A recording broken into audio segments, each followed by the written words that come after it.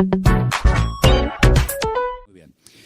Bueno, vamos a pasar directamente a la palabra. Se leía esta tarde en Mateo capítulo 24, el capítulo de la enseñanza escatológica o profética del Señor Jesús, capítulo que yo creo que deberíamos de leer, y lo digo en serio, como mínimo una vez a la semana. Una vez a la semana ustedes tienen que leer el capítulo 24 del Evangelio según San Mateo. Es muy parecido a Lucas 21, con algunos matices un poquito diferentes en un evangelio o en otro, pero Mateo 24 es un capítulo extraordinario. El jueves, Rosa, cuando estemos en el Monte de los Olivos, que vamos a estar en el Monte de los Olivos, esta porción la vamos a leer y te vas a dar cuenta que leerla allí y explicar allí lo que ustedes van a ver es completamente diferente a explicarlo aquí. Así que recuerda esto. Jesús sale del templo. El templo existía en su época. Hoy en día no hay templo. Hace 2000 años que se fue destruido el templo por las legiones del Imperio Romano. El sueño dorado de los judíos o de muchos de ellos es la restauración del templo. Pero en los tiempos de Jesús ese templo existía. Era el centro religioso de la época, era donde estaba la presencia del Señor, donde la gente iba a adorar, donde la gente iba a cantar al Señor, a llevar sus diezmos, sus ofrendas, a alabar al Señor. Y cuando salían del templo, hemos leído esta tarde que los discípulos, como buenos judíos, se sentían muy orgullosos de ese templo, que Herodes lo había ampliado. Saben que era el segundo templo que se construyó en la época del retorno de Babilonia, cuando volvieron de Babilonia con Esdras, Nehemías, con Zorobabel, pero Herodes lo amplió y lo llenó de oro por todas partes, un templo increíble, un templo tremendo. Los romanos se quedaron sorprendidos cuando lo vieron, dijeron, los judíos son un poco tontos, construyen un templo tan grande y está vacío, no tiene ningún ídolo dentro. Es que Dios no es un muñeco que se pueda hacer de oro, de plata o de piedra, ¿verdad? Y cuando salían del templo, los discípulos le muestran al Señor las maravillas de ese templo, lo grande que era, lo enorme que era, lo hermoso que era, y el Señor les da un golpe bajo. El Señor le dice, observarlo bien, mírenlo bien, porque en menos de una generación no quedará piedra sobre piedra de este templo. Efectivamente, 37 años después de lanzar esta palabra profética, 37 años después, el templo quedó totalmente destruido hasta este momento. Desde el año 70 después de Cristo hasta este momento, no hay templo en Jerusalén. Se cumplió literalmente la palabra. Pero la palabra golpeó tanto el corazón de estos discípulos que ellos salieron del templo, bajaron todo el torrente de Cedrón, lo subieron, se van al Monte de los Olivos y allí dice uno de los evangelios que solamente 4 de los 12 se acercan al Señor y le preguntan aparte, ¿cuándo? ¿Cómo? ¿Cómo va a ocurrir todo esto? ¿Cómo que nuestro templo va a ser destruido? ¿Qué señal habrá? ¿A qué tenemos que observar?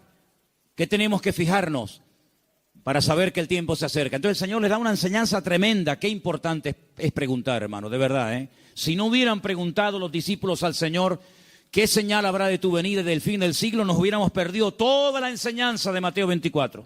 Por eso repito, qué importante es preguntar. Pero cuidado, no preguntar a cualquiera.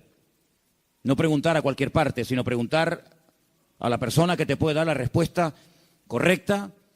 Porque una de las señales que el Señor dice en este capítulo, y es algo que yo quiero en esta tarde hablar, es que tenemos que estar preparados porque una de las muchas señales de los últimos tiempos va a ser la proliferación de falsas doctrinas.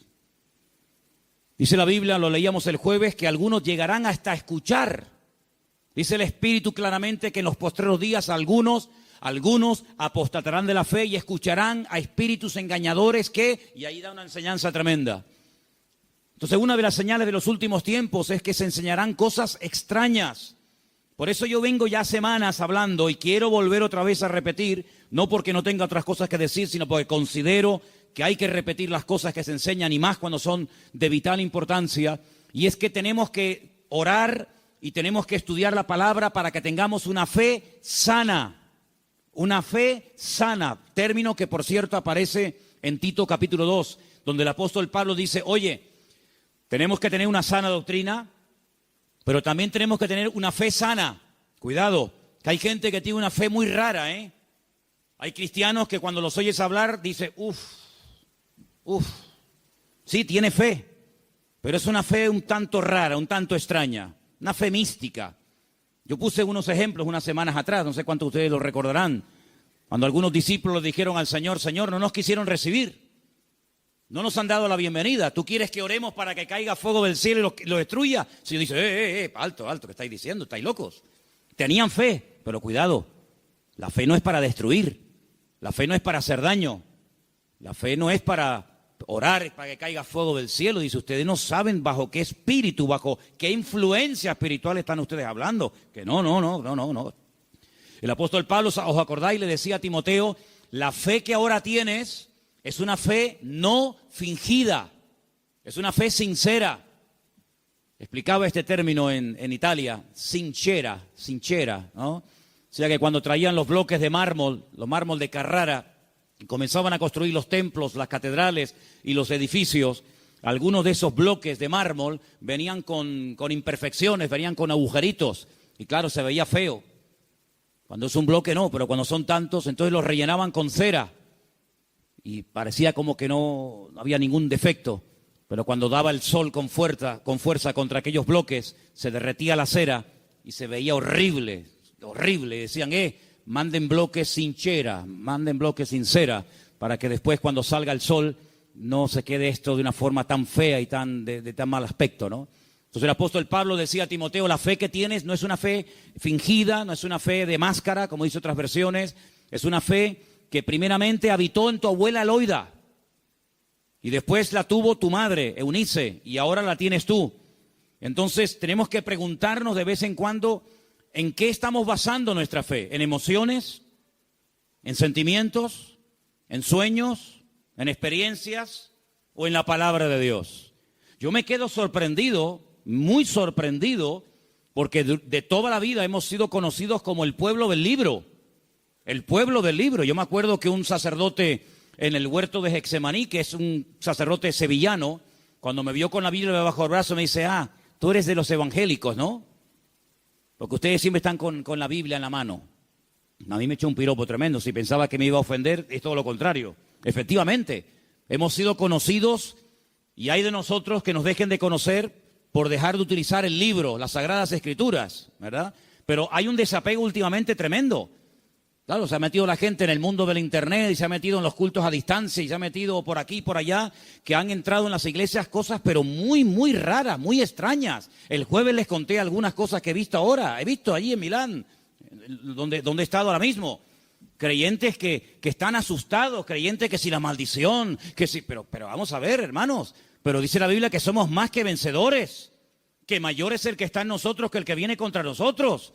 Creyentes que solamente desde que yo conocí ahora un matrimonio de hermanos de Ecuador que llevaban más de 10 años en esa congregación y dice, hermano, nos ha impactado mucho cómo usted la palabra. Y le digo, bueno, es que yo predico de la palabra. Y dice, es que yo hace años que no escucho un mensaje de la palabra. Digo, bueno, ¿y usted qué escucha entonces? Pues dinero, pide, y dame. Digo, pero eso no es evangelio. Eso no es el evangelio. Yo no sé de dónde se han sacado esas enseñanzas.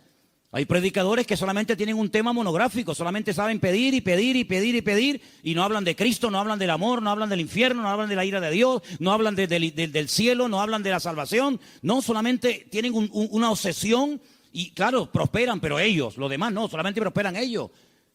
Y se autofinancian con su don y se pegan la gran vida asustando y manipulando y tergiversando la Escritura. Y esto hay que denunciarlo. Ya está bien de hacer el tonto, ya está bien de decir, bueno, es que son siervos de Dios. No son siervos de Dios. Ellos se llaman siervos de Dios, pero la mayoría de ellos utilizan el púlpito para pegarse la gran vida y lo último que hacen es predicar la palabra, cosa que deberían de haber hecho siempre toda su vida. Y una de las cosas que tenemos que tener bien claro en los últimos tiempos es que van a proliferar falsas enseñanzas y falsas doctrinas. Y los sobreénfasis, qué peligrosos son los sobreénfasis, hermano. Déjeme que me explique. Tenemos que predicar todo el consejo de Dios. ¿Cuántos dicen amén? Toda la palabra de Dios. No podemos estar todos los días comiendo espagueti por la mañana, espagueti por la noche, Pero hermano, está bien, a mí me gusta la pasta, pero de 365 días comiendo lo mismo. Pues cuánta gente, hermanos, solamente saben un tema y lo sacan de ese tema y no saben nada. Que si el dinero, que si las profecías. ¿Sabe cuánta gente, hermano, van a las congregaciones para que alguien ore por usted y le den una palabra y le den una profecía? Mire, me leí hace unos días la biografía de la señora White. Madre mía, pero es un disparate. Una señora que dice que llegó a tener 2000 visiones y sueños proféticos. 2000. Y cuando murió, dejó más de 70 libros. Los disparates que esa señora enseñó. Claro, le dan un sobreénfasis a qué, al día de reposo. Sí, pero es que espérate un momento, es que la Biblia no solamente el día de reposo. Hay otras muchas cosas. Si te crees que porque guardas esto y no cumples con todo lo demás, te vas a salvar, te equivocas, amigo. Es como las iglesias que están todo el día, hablan lengua, y venga a hablar en lengua, y venga lengua, y venga profecía, y venga a hablar en lengua. Pero hijo, vamos a ver. El apóstol Pablo decía, y si alguien entra en una iglesia y ve a todo el mundo hablando en lengua, ¿qué van a decir? A ver, dígalo usted. ¿Usted qué diría? ¿Que están locos? Pero ¿cuántas iglesias son así? ¿Cuántas iglesias son así que parecen locos? Yo fui hace muchos años a una congregación en Las Palmas, y bueno, yo estaba predicando, y en medio de la predicación se levantaba la gente, se caían ahí al suelo y empezaban a gritar y a revolcarse, y yo decía, ¿qué le pasa a esta gente? Entonces yo miré al pastor que estaba allí y le digo, ¿qué le pasa? Dice, no, es el poder de Dios. Digo, ¿cómo es el poder de Dios? Pues si está haciendo el perro. Estaba haciendo el perro. Y el otro en la esquina poniendo un huevo. Digo, ¿pero qué poder de Dios? La Biblia dice en Romanos 12 que el Señor es nuestro culto racional. Por favor, que parece, damos una imagen, nosotros no, gracias a Dios, pero ¿cuántas iglesias dan una imagen al mundo de que son locos? Y ya está bien, hermano, de callarnos, y ya está bien de decir, bueno, son así. No, son barbaridades que avergüenzan al evangelio. Y tenemos que denunciarlo, porque el que sabe hacer lo bueno y no lo hace, es copartícipe con eso. No les contaba el jueves que acabo de conocer ahora a un pastor en Milán que se tira en la plataforma cuando llega el momento de la ofrenda y le dice a la gente que lo tienen que tapar con dinero. ¿Pero cómo? Sí. Él dice, no, mira, aquí todavía se me ve algo de tela, tienen que tapármelo. Increíble. Un pastor que la congregación un día le regaló un coche, cogieron una ofrenda en la congregación, le regalan un coche al pastor y a los 2 días se sube al púlpito y dice, hermano, Dios me ha dicho, mentira, Dios no dijo nada, eso es falso, pero él dice, Dios me ha dicho que este no era el coche que ustedes tenían que regalarme, era uno más grande y superior. Y la gente tan tonta va, lo cambian y le compra uno más grande. Y yo le decía, pero ¿ustedes qué hacen allá adentro? ¿Por qué no se le va a hablar, salgan corriendo? Eso no es iglesia, eso no es nada, eso es un circo.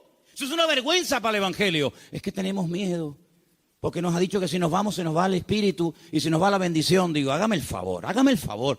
Oye, que a mí nunca me ha tocado la breva de caer en una iglesia de estas, ¿eh? A mí nunca me ha tocado una breva de estas. Siempre, de verdad, a mí me toca una iglesia de estas y es que me voy al Antiguo Testamento con la espada y el arco. Increíble, hermanos. Entonces tenemos que retornar a la palabra de Dios es nuestra base. No podemos entrar en locuras, en disparate. Todo lo que usted pueda pensar, soñar, sentir o lo que sea, si no va de acuerdo 100% con la palabra, no es de Dios. La palabra de Dios es la base, es el fundamento de nuestra fe. Y no necesitamos nada más que la palabra y nuestra experiencia, nuestra relación con el Señor. Yo creo que algunas personas no han terminado de descubrir lo que significa enamorarse del Señor y enamorarse de la palabra. Por eso buscan fuera, porque cuando un hombre está enamorado de su mujer no tiene que buscar otra. Y cuando una mujer está enamorada de su marido, no se le van los ojos detrás de otro. Cuando usted está enamorado de Cristo, no le tienta nada ni nadie, porque usted sabe en quién ha creído. Y a mí me da la impresión de que hay mucha gente hoy en día en las iglesias que son religiosos, pero no han nacido de nuevo, porque la persona que nace de nuevo no hace estas barbaridades, porque ofende al Señor. O no conocemos la historia de este joven llamado José, un hombre que nunca fue a un culto. José nunca fue a ningún culto. José nunca leyó la Biblia. Pero José un día tuvo un momento en el que fue tentado y él dijo, yo no puedo hacer esto porque pecaré contra mi Dios. Y uno dice, pero ¿cómo sabía este hombre que eso era pecado? Porque él tenía comunión con el Señor. Y cuando una persona tiene comunión con el Señor y conoce al Señor, sabe lo que le agrada y lo que no le agrada al Señor, aunque no lo hayas leído. Porque el Espíritu Santo que mora en ti te da testimonio de que eso es o no es la voluntad del Señor. ¿Cuántos dicen amén? Entonces hay que retornar a la Biblia, hermanos. Claro, hay gente que se atiborra de libros y venga libros. Hermano, este es el libro que Dios nos ha dado. Escudriñar las Escrituras, dice la Biblia, porque ellas son las que dan testimonio de mí. Y mire, hermano, yo antes de irme para Italia les comentaba de aquellos 10 leprosos, ¿acordáis? Aquellos 10 hombres que bajaron de las montañas porque tenían fe, pero momento. Yo les dije a ustedes y espero que no hayan olvidado esa enseñanza, porque para mí es de vital importancia. Ellos tenían fe. Por eso bajaron de la montaña. Ellos tenían fe, por eso clamaron al Señor. Pero el Señor no los sanó así instantáneamente, sino que el Señor les dijo, id y mostraos a los sacerdotes. Ellos no sintieron nada, ellos no vieron nada, ellos seguían estando leprosos, pero ellos en obediencia se ponen a caminar y mientras caminan, automáticamente se produjo el milagro. Por eso, ¿se acuerdan cuando yo les dije que fe más obediencia es igual a la bendición de Dios? Por eso hay gente que tiene fe, pero no crecen, no maduran, porque es una fe a veces extraña, envenenada, contaminada, porque han estado en tantos sitios que, permítame la expresión, tienen un potaje en la cabeza. Pero cuando usted conoce al Señor y a su palabra, y usted tiene una fe sana, bien encaminada en las cosas del Señor, usted sabe que la fe, si no tiene obras, y la fe, si no obedece al Señor, no sirve de nada. ¿Cómo usted va a pretender, con la fe que tiene, viviendo en desorden, sin poner en práctica los mandamientos del Señor, que Dios le bendiga? Primeramente tendrá que ponerse en orden para que el Señor pueda hacer maravillas en su vida. ¿Y cuántos creyentes en las iglesias son una cosa aquí y fuera son otra? Sí, tienen fe, pero el testimonio que dan es pésimo. Bendito sea la palabra cuando el Señor dice a través de la boca de Pablo, no me avergüenzo del Evangelio, porque es poder de Dios. Espero que el Evangelio no tenga que arrepentirse y no tenga que avergonzarse de la conducta que está llevando fuera. Porque aquí todos somos muy buenos, aquí todos levantamos las manos, o el que quiera, y aquí todos somos muy santos. Pero, ¿y por fuera? Porque a mí de qué me sirve que vengas aquí, gloria a Dios y aleluya, si luego en la calle eres un desorden y vives en pecado, estás viviendo en adulterio, estás viviendo en fornicación, tienes un mal testimonio en la familia. No, tienes que plantearte tu relación con Dios. ¿A qué vienes aquí? ¿A cambiar o a qué? ¿A fichar como en un trabajo? No, fui al culto. Sí, fui al culto porque te entró por aquí y te salió por allí, porque no ha habido cambios en tu vida. Esta es una iglesia donde queremos que la gente venga, gloria a Dios, sí, pero que vengan a cambiar. Y que sepan que aquí no vamos a estar con tontería ni con experiencias extrasensoriales, sino que aquí te vamos a llevar a la palabra. Y la palabra te va a hablar y el Espíritu va a hablar a tu corazón. Y en cuanto veamos cosas extrañas que no son de Dios, pues te las tendremos que decir. Y claro, algunos esta cosa no lo entienden y dicen, no, es que aquí no hay amor. Bueno, si usted entiende el amor, que le vamos a decir lo que usted quiere oír, evidentemente aquí no lo va a encontrar. Aquí le vamos a decir lo que dice la palabra. Y los que estamos, los que vienen, se adaptan a lo que hay, y si no, pues que el Señor le bendiga y que le lleve a otra iglesia. Pero aquí no vamos a ceder ni un milímetro por agradar los oídos, por tener mucha gente, porque si tener mucha gente significa bajar el listón de la santidad de Dios, amigo, hasta ahí hemos llegado. La palabra dice que sin santidad nadie verá al Señor. Me da igual si es fulanito de tal, don fulano de tal. Sin santidad nadie verá al Señor. Es que yo canto, que me da igual. El diablo canta mejor que nosotros. Sin santidad nadie verá al Señor. ¿Qué es santidad? Vivir como Dios manda. Es que yo no quiero vivir como Dios manda. Pues a ver lo que haces. A ver lo que haces. Porque tarde o temprano te vas a sentir confrontado con la palabra. Claro, la carne siempre te va a decir que no pasa nada. ¿No se lo dijo Satanás a Eva? ¿Qué le dijo Satanás a Eva? ¿Por qué no comes? Y dice, porque Dios me ha dicho que si como muero. ¿Y qué le dijo Satanás? No, que eso no es así. Tú no vas a morir, come para que veas. Y le creyó al diablo. ¿Y cuántas veces creemos que Dios está equivocado, que es injusto con nosotros, cuando la palabra del Señor nos dice que en los últimos tiempos el enemigo va a ser tan sutil que muchas veces le va a permitir a la gente tener esa falsa seguridad de creer que estoy en desorden y en pecado, pero Dios me va a bendecir igual? No, mi amigo. Las consecuencias, tarde o temprano, de una vida en desorden son terribles, porque la paga del pecado ha sido y es y será siempre la muerte. ¿Cuántos dicen amén? Hay tres cosas que tenemos que tener claro a estas alturas. Primero, ¿a qué nos ha llamado el Señor? ¿A qué nos ha llamado el Señor? ¿Tú sabes la tranquilidad que tú tienes en tu corazón cuando tú sabes a lo que te ha llamado y a lo que no te ha llamado el Señor? No tienes que estar imitando a nadie. No tienes que viajar por el mundo entero buscando el sistema, el método en Colombia, en Venezuela, en Cuba, en Puerto Rico, en Toronto. Yo no tengo que ir a ninguna parte. Lo que dice la Biblia, entra en tu aposento y tu Padre que te ve en lo secreto te recompensará en público. Claro, es más fácil coger un avión y irte a Corea, a ver lo que hacen los coreanos. Es mucho más fácil coger un avión y pagarte el pasaje como Jonás, que preferiría pagar el pasaje, ¿verdad? Y mantener la rebeldía que dar marcha atrás. Es mucho más fácil coger un avión y decir, a ver, una iglesia que esté creciendo mucho, a Nigeria, ahí nos vamos todos. Ahora a Pensacola, ahora a Toronto, ahora Hermanos, a donde tenemos que ir, dice el Señor, venid a mí los trabajados y cargados, que yo os haré descansar. ¿Cuántos dicen amén? Entonces, tener claro a lo que nos ha llamado el Señor y a lo que no nos ha llamado. No hay una iglesia 100% completa. Yo les digo, esta iglesia no es completa. Tenemos muchas carencias. No somos una iglesia fuerte en misiones. No tenemos misioneros ahora mismo en el mundo. Tenemos un montón de carencias. Pero creemos que hay un área en la que el Señor nos puede utilizar. Pero hermanos, hay congregaciones que pretenden hacerlo todo. Lo entienden todo, lo saben todo. Y la Biblia nos enseña que somos un cuerpo y que nos necesitamos los unos de los otros. Y capaz que lo que el Señor nos ha dado, tal vez no lo tenga el hermano de la esquina, pero el hermano de la esquina seguro que Dios le ha dotado con algo que nos hace falta a nosotros. Y así nos complementamos y trabajamos en el mismo sentir, en un cuerpo en el Señor. ¿Cuántos dicen amén? Nuestra identidad, ay hermano, la identidad. Esto es algo que trae de cabeza a miles de personas. Porque la gente tiene que tener una identidad. Y si no la encuentran en la casa, la va a encontrar en el fútbol. Y si no, en cualquier otro lado. ¿Nuestra identidad? ¿De dónde viene nuestra identidad? Nuestra identidad viene de Cristo. Nuestra identidad viene del Señor. Yo no tengo que ponerme ahora todo el cuerpo lleno de tatuajes para sentirme, digamos, querido y respetado por un cierto sector de la sociedad. No.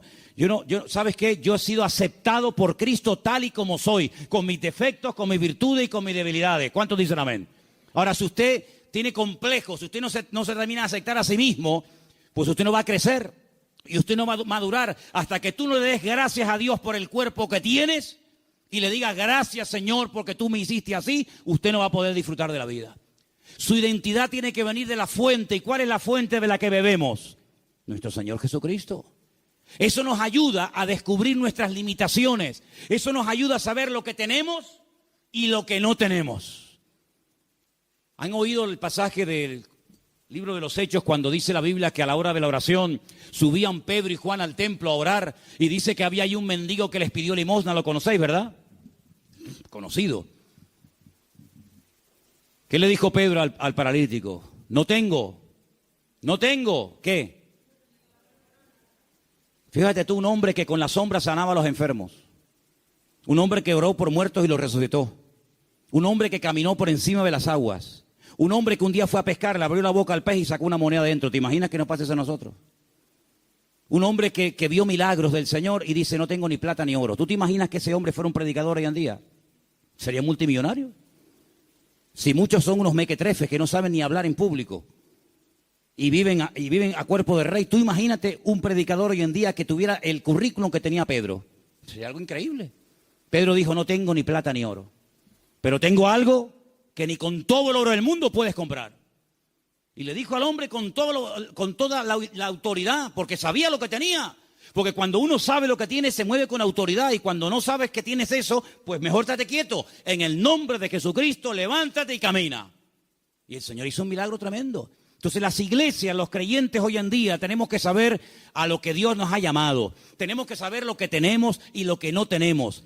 Y darle gracias al Señor, porque Dios con nosotros ha sido tremendamente fiel. Y a unos le da 30, a otros le da 60, a otros le da 100. Y cada uno tiene que saber moverse en el área donde Dios lo ha puesto. ¿Cuántos dicen amén? Pero no escondas, como decía Pierre hace un rato, no escondas el talento bajo tierra. Porque hay gente que a lo mejor tiene un talento, pero no lo usan. Y yo conozco muchos creyentes que no están usando lo que Dios les ha dado. No lo están usando. Están más preocupados en conseguir un buen trabajo que en servir a Dios. Están más preocupados en pagar lo que deben que decir, Señor, yo todavía no sé el don que tengo. Si yo me pusiera a preguntarle a muchos creyentes hoy en día, ¿cuál es el don que Dios le dio a usted? ¿Cuál es el don que Dios le dio a usted? Muchos dirían, no lo sé. Y llevan toda la vida en la iglesia. Entonces, en estos años, ¿qué has hecho?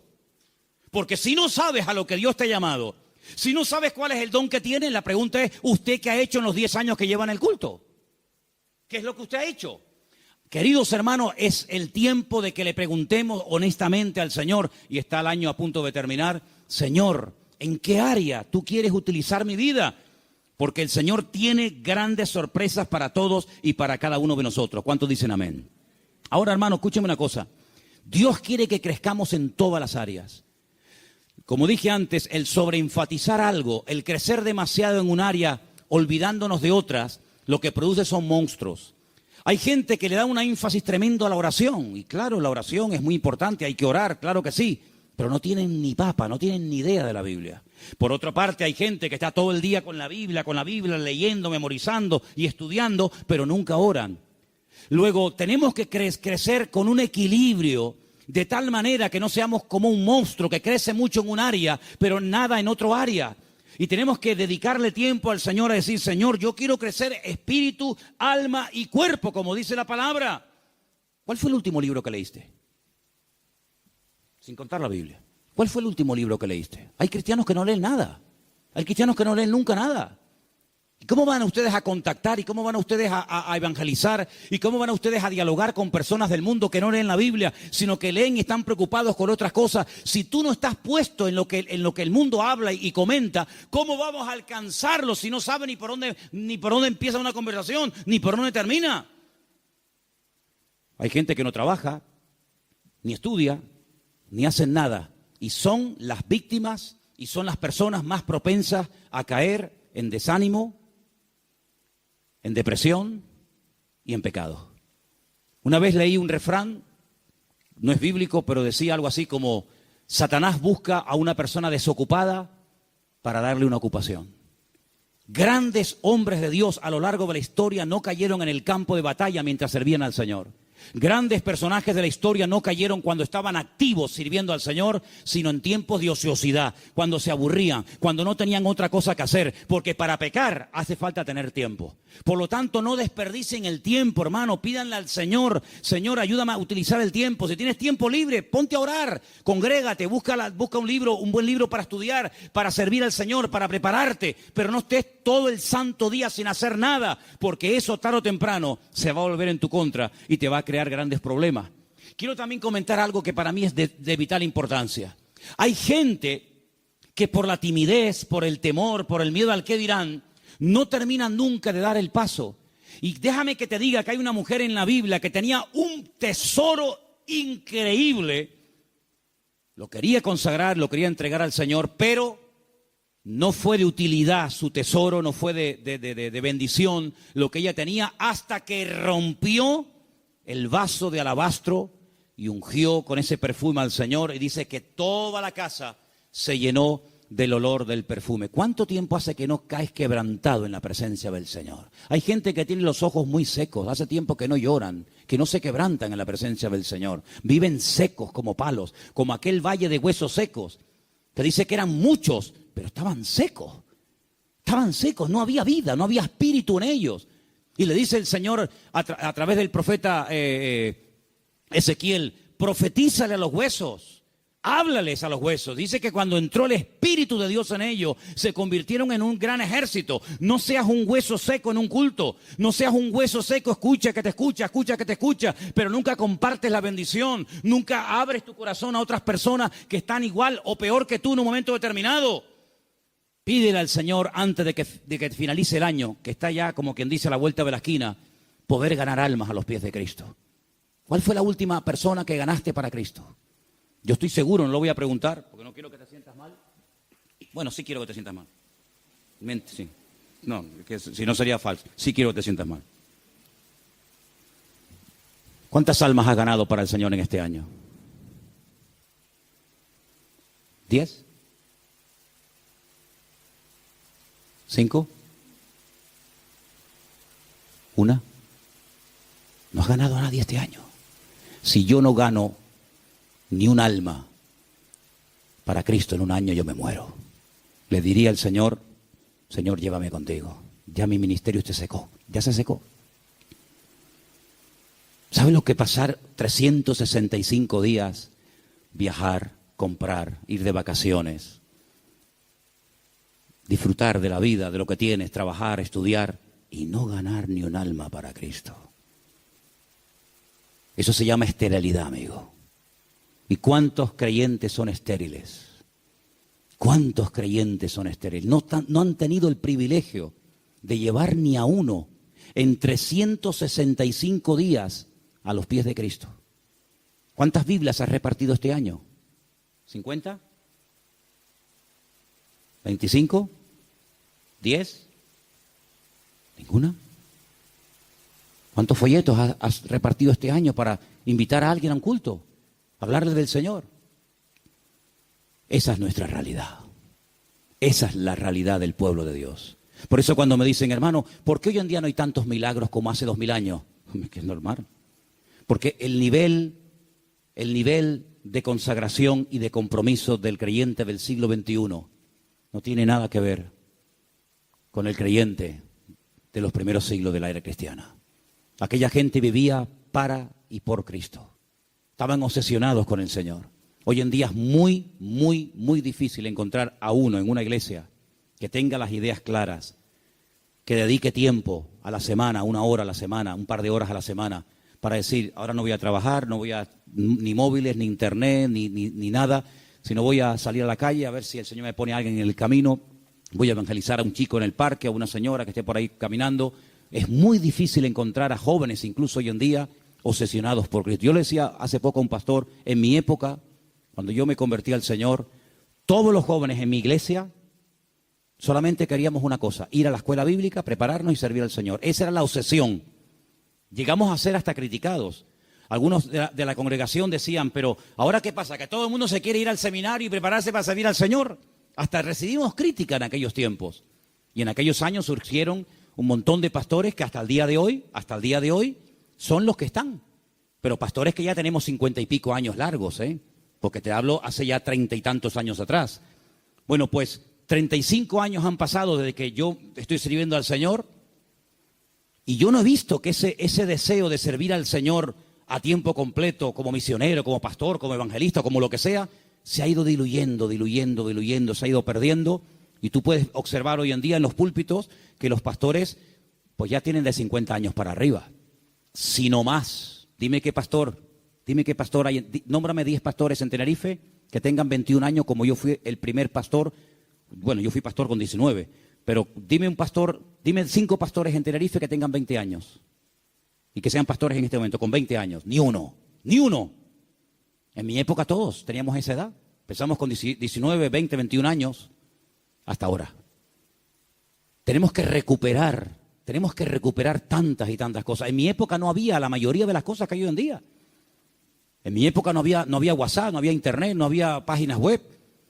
Los cultos eran muy sencillitos, eran muy normales, no había tanta parafernalia de sonido. Parece que hoy en día la puesta en escena tiene que tener esto y aquello, porque parece que si no, el culto como que no fluye. En aquella época una guitarra española, pum, a la calle, encima un banco, orábamos, venía la gente, estaba el Señor, una sencillez tremenda. Eso tenemos que volver a recuperarlo, porque nosotros estamos en este mundo, ¿para qué? ¿Para qué estás tú en este mundo? Y dime, ¿para qué estás? Para llegar a una edad y decir, bueno, yo ya tengo mi casita, mis mueblecitos, mi paguita. Qué vida tan triste, perdóname. Qué vida tan triste. Estar esperando a yo jubilarme, para estar ahí esperando a la muerte. Este verano, cuando hice a un pueblo, había 3 personas en el